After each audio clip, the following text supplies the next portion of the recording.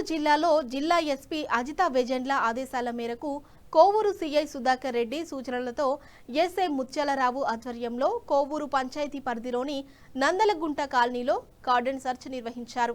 సుమారు 15 మంది పోలీస్ సిబ్బందితో కలిసి ప్రతి ఇంటిని క్షుణ్ణంగా తనిఖీ చేసిన అధికారులు సరైన పత్రాలు లేని 20 ద్విచక్ర వాహనాలు మరియు ఒక ఆటోను స్వాధీనం చేసుకున్నారు.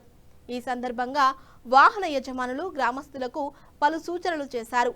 వాహనాలు కొనుగోలు చేసే సమయంలో తప్పనిసరిగా సరైన పత్రాలు అందించాలని, అనుమానాస్పద వ్యక్తులు కనిపిస్తే వెంటనే పోలీసులకు సమాచారం అందించాలని ఎస్ఐ ముత్యాలరావు సూచించారు.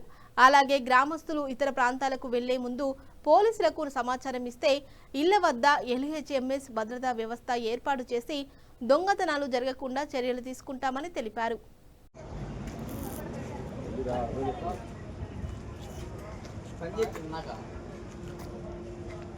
రైతులు మాత్రం సమ్మర్ కాబట్టి ఇంటి మీద మునిగేటప్పుడు కింద తాళాలు వేసుకున్నాం కదా, ఇంటి మీద మునుకోబాకండి.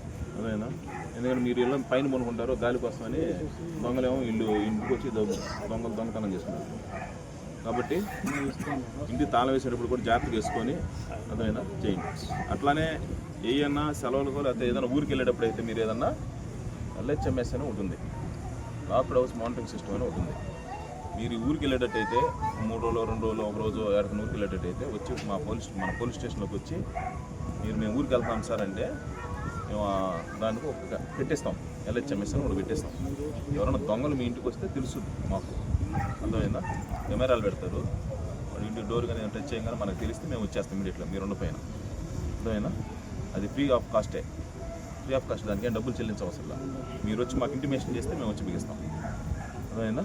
అంతేగాని బంగారం డబ్బులని ఇంట్లో పెట్టుకొని ఊళ్ళకి వెళ్ళబాకండి, అర్థమైందా? మళ్ళీ పోయిన తర్వాత పోయినాయి సార్ అంటే కష్టంగా ఉంది, అర్థమైందా? ఇంకేమైనా ఉంటే సమస్యలు ఉంటే చెప్పండి.